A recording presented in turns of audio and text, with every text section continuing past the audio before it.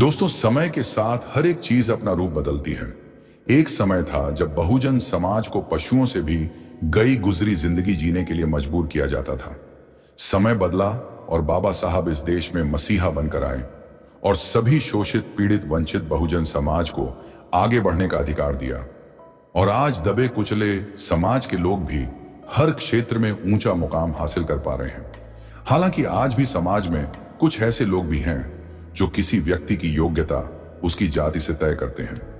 आज की वीडियो में हम आपको एक ऐसी घटना से परिचित कराएंगे जो आपकी नसों में स्वाभिमान और आत्मविश्वास की ऊर्जा संचित कर देगी और अन्याय और शोषण के खिलाफ लड़ने की शक्ति प्रदान करेगी। मैं चाहूंगा कि आप लोग इस वीडियो को पूरा जरूर देखें और इसे अधिक से अधिक लोगों तक पहुंचाने में हमारी मदद करें। इसके लिए आप लोग इस वीडियो को लाइक, शेयर और हमारे चैनल को सब्सक्राइब कर सकते हैं, जिससे वीडियो का एंगेजमेंट बढ़ेगा और YouTube इस वीडियो को अधिक से अधिक लोगों तक पहुंचाने में हमारी मदद करेगा। तो चलिए वीडियो को हर बार की तरह एकदम शुरू से शुरू करते हैं। बिहार के एक छोटे से गांव में, जहां खेतों की हरियाली और मिट्टी की सौंधी खुशबू हवा में बसी रहती थी, ध्रुव गौतम का जन्म हुआ। ध्रुव एक सामान्य दलित परिवार का बेटा था, जिसके माता पिता खेतों में मजदूरी करके अपने बच्चों का पेट पालते थे। उनके घर की दीवारें कच्ची थीं, लेकिन सपने पक्के थे। ध्रुव बचपन से ही किताबों का शौकीन था। उसकी आंखों में एक चमक थी जो सिर्फ पढ़ाई लिखाई की नहीं, बल्कि अपने समाज को बेहतर बनाने की थी। उसके आदर्श थे बाबा साहब भीमराव अंबेडकर, फुले, पेरियार और कांशीराम। वे लोग जिन्होंने दलितों और बहुजनों के लिए एक नई राह दिखाई थी। ध्रुव के गांव में ठाकुरों का वर्चस्व था। पंचायत से लेकर मंदिर तक हर जगह उनकी बात चलती थी। दलितों को मंदिर के दरवाजे पर रोक दिया जाता और उनकी आवाज को पंचायत में दबा दिया जाता। ध्रुव ने बचपन में ही देखा था कि कैसे उसके परिवार को अपमान सहना पड़ता था। स्कूल में उसे अलग बिठाया जाता और गांव की गलियों में नीची जात कहकर ताने मारे जाते। लेकिन ध्रुव के दिल में डर की जगह गुस्सा और आत्मसम्मान पनप रहा था। वह रात को मिट्टी के तेल के लैंप की रोशनी में बाबा साहब की किताबें पढ़ता और उनके विचारों को अपने जीवन का मंत्र बनाता। बाबा साहब का एक वाक्य ध्रुव के दिल में गूंजता था, शिक्षित बनो, संगठित बनो, संघर्ष करो। ध्रुव ने ठान लिया था कि वह अपने समाज के लिए कुछ करेगा। वह सिर्फ अपने लिए नहीं, बल्कि अपने गांव के हर उस बच्चे, हर उस परिवार के लिए लड़ना चाहता था जो ठाकुरों के दबदबे तले दबा हुआ था। ध्रुव की कहानी सिर्फ एक लड़के की नहीं थी, यह उस चिंगारी की कहानी थी जो एक दिन पूरे गांव को जगा देगी। दोस्तों, ध्रुव गौतम का दिल सिर्फ अपने लिए नहीं धड़कता था, वह अपने गांव के हर उस बच्चे के लिए धड़कता था जिसके सपनों को जातिगत भेदभाव ने कुचलने की कोशिश की थी। ध्रुव ने अपने छोटे से घर के आंगन को एक स्कूल में बदल दिया, जहां वह गांव के दलित और बहुजन बच्चों को इकट्ठा करता। वह उन्हें न सिर्फ किताबी ज्ञान देता, बल्कि बाबा साहब भीमराव अंबेडकर, फुले, पेरियार और कांशीराम की शिक्षाओं से प्रेरित करता। उसकी आवाज में एक जुनून था जो बच्चों को बताता था कि उनकी जिंदगी सिर्फ सहने के लिए नहीं है। ध्रुव कहता, अन्याय सहना भी एक गुनाह है, हमें अपनी आवाज को हथियार बनाना है। हर शाम जब सूरज ढलता, ध्रुव के आंगन में बच्चे इकट्ठा होते। वह उन्हें बाबा साहब के विचारों की कहानियां सुनाता, कैसे उन्होंने संविधान लिखकर हर भारतीय को बराबरी का हक दिया। वह बच्चों को सिखाता कि शिक्षा उनकी ताकत है और एकता उनकी ढाल। ध्रुव की बातें सिर्फ शब्द नहीं थीं, वे एक आग थीं जो बच्चों के मन में जागरूकता की चिंगारी जला रही थी। वह उन्हें बताता कि गांव के ठाकुरों का दबदबा कोई जन्म सिद्ध अधिकार नहीं, बल्कि एक ऐसी व्यवस्था है जिसे तोड़ा जा सकता है। ध्रुव ने गांव में हो रहे छोटे बड़े अन्याय के खिलाफ आवाज उठाना शुरू किया। कभी किसी दलित मजदूर को उसकी मेहनत का पूरा पैसा नहीं मिलता तो ध्रुव पंचायत में जाकर सवाल करता। कभी किसी बच्चे को स्कूल में अपमानित किया जाता तो वह स्कूल के बाहर धरना देता। उसकी हिम्मत गांव के लोगों के लिए एक नई उम्मीद बन गई। ध्रुव सिर्फ एक शिक्षक नहीं था, वह एक योद्धा था जो अपने समाज को जागृत करने का बीड़ा उठाए हुए था। उसने बच्चों को सिखाया कि बाबा साहब का सपना सिर्फ किताबों में नहीं, बल्कि उनकी हिम्मत और एकता में जिंदा है। गांव के कुछ लोग ध्रुव की इस हिम्मत से प्रभावित हुए, लेकिन ठाकुरों और सवर्णों को यह नागवार गुजरा। उन्हें लगता था कि ध्रुव का यह जुनून उनकी सत्ता को चुनौती दे रहा है। ध्रुव की हर बात, हर कदम उनके लिए एक खतरे की घंटी थी। फिर भी ध्रुव रुका नहीं। वह बच्चों को पढ़ाता रहा, उन्हें संगठित करता रहा और सबसे बढ़कर उन्हें यह सिखाता रहा कि अपनी पहचान पर गर्व करना कोई गुनाह नहीं है। उसने बच्चों के मन में यह बात बिठा दी कि वे छोटे नहीं हैं, बल्कि वही लोग हैं जिनके लिए बाबा साहब ने अपनी जिंदगी कुर्बान कर दी। ध्रुव की यह कोशिश गांव में एक नई लहर लेकर आई। बच्चे अब सवाल पूछने लगे और उनके माता पिता, जो पहले चुप रहते थे, अब धीरे धीरे ध्रुव के साथ खड़े होने लगे। ध्रुव की आवाज गांव की गलियों से निकलकर हर उस दिल तक पहुंच रही थी जो अन्याय से तंग आ चुका था। उसने बाबा साहब के एक और विचार को जिया, जब तक तुम संगठित नहीं हो, तुम्हारा हक कोई नहीं देगा। ध्रुव का यह छोटा सा आंगन अब सिर्फ एक स्कूल नहीं था, यह एक क्रांति का गढ़ बन चुका था। मित्रों, ध्रुव गौतम का मन अब सिर्फ बच्चों को पढ़ाने तक सीमित नहीं था, उसका सपना बड़ा था। वह अपने गांव में एक ऐसा स्कूल खोलना चाहता था जहां दलित और बहुजन बच्चे न सिर्फ अक्षरों की शिक्षा पाए, बल्कि अपने अधिकारों और आत्मसम्मान की ताकत को भी समझें। यह स्कूल कोई साधारण इमारत नहीं होने वाला था। यह एक ऐसी जगह थी जहां बाबा साहब के विचार जीवित रहते, जहां बच्चे यह सीखते कि उनकी पहचान उनकी कमजोरी नहीं, बल्कि उनकी ताकत है। ध्रुव ने गांव के कुछ जागरूक लोगों को इकट्ठा किया और अपने इस सपने पर सलाह मशविरा शुरू किया।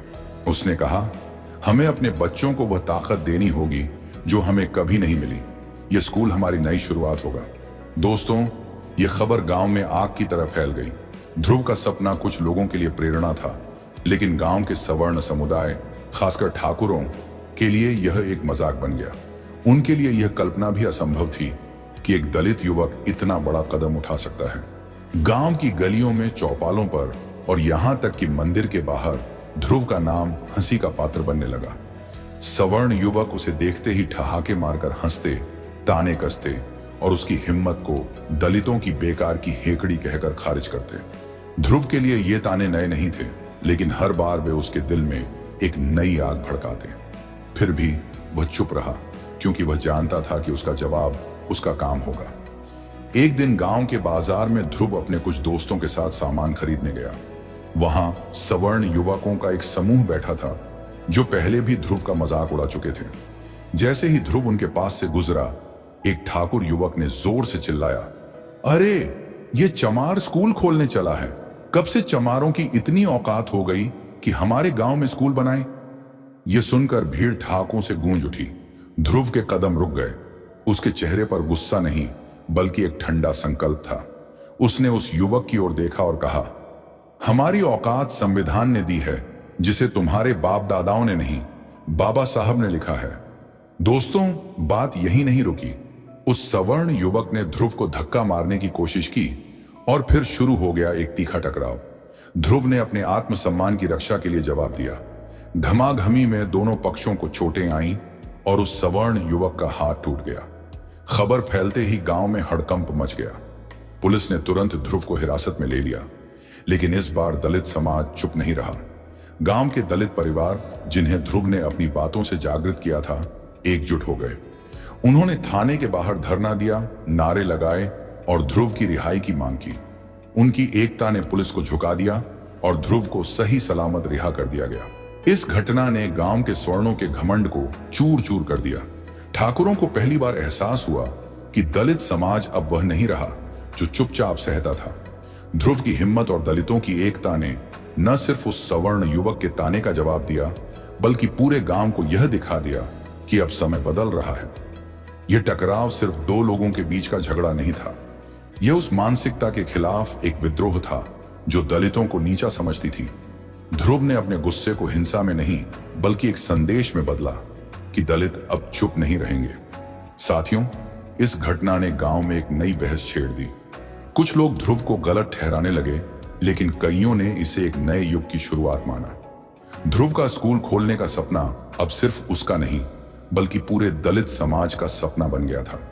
उसने दिखा दिया कि बाबा साहब का विचार, इतिहास तब बदलता है जब शोषित खड़ा होता है, अब हकीकत में बदल रहा है। यह घटना गांव की सीमाओं को पार कर गई और आसपास के इलाकों में भी चर्चा का विषय बन गई। ध्रुव की हिम्मत ने न सिर्फ सवर्णों के दबदबे को चुनौती दी, बल्कि दलित युवाओं के लिए एक नया रास्ता खोल दिया। यह सिर्फ एक स्कूल की बात नहीं थी, यह एक ऐसी क्रांति की शुरुआत थी जो दलितों को उनके हक और सम्मान की ओर ले जा रही थी। मित्रों, ध्रुव गौतम की हिम्मत ने गांव में एक नई चेतना जगा दी थी। यह सिर्फ एक युवक का गुस्सा या टकराव नहीं था, यह उस शक्ति का प्रतीक था जो तब जन्म लेती है जब सदियों से दबा हुआ समाज एकजुट होकर अपने हक के लिए खड़ा होता है। ध्रुव की गिरफ्तारी के बाद दलित और बहुजन समाज ने जिस तरह थाने के बाहर एकता दिखाई, वह गांव के इतिहास में एक अनोखा पल था। यह एकता न सिर्फ ध्रुव को बचाने के लिए थी, बल्कि यह एक संदेश था कि अब बहुजन समाज चुप्पी तोड़ चुका है। यह एकता बाबा साहब भीमराव अंबेडकर के उस मंत्र का जीवंत रूप थी, संगठित बनो क्योंकि तुम्हारी ताकत तुम्हारी एकता में है। दोस्तों, इस घटना ने बहुजन समाज को यह एहसास दिलाया कि उनके अधिकार कोई दान में नहीं देगा। सदियों से ठाकुरों और सवर्णों के दबदबे ने उन्हें खामोश रहने को मजबूर किया था, लेकिन अब समय बदल रहा था। ध्रुव की हिम्मत ने गांव के हर उस व्यक्ति को प्रेरित किया जो कभी तानों और अपमान के डर से सिर झुकाए रहता था। अब लोग समझने लगे थे कि उनकी आवाज की गूंज सत्ता के गलियारों तक पहुंच सकती है। यह एकता सिर्फ एक गांव की नहीं थी, यह एक पूरे समाज के जागरण की शुरुआत थी जो अब अपने सम्मान और हक के लिए लड़ने को तैयार था।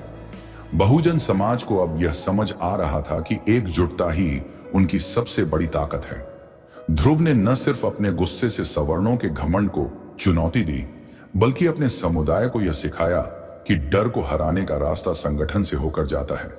यह एकता सिर्फ धरनों या नारों तक सीमित नहीं थी, यह उस मानसिकता को बदलने की कोशिश थी जो बहुजनों को कमजोर समझती थी। ध्रुव की इस लड़ाई ने गांव के लोगों को यह विश्वास दिलाया कि उनके पास संविधान है जो उन्हें बराबरी का हक देता है, और उनकी एकता वह हथियार है जो इस हक को हासिल कर सकता है। साथियों, ध्रुव गौतम की कहानी सिर्फ एक गांव के टकराव तक सीमित नहीं थी, यह एक ऐसे नेतृत्व की मिसाल थी जो बहुजन समाज को नई दिशा दिखा सकता है।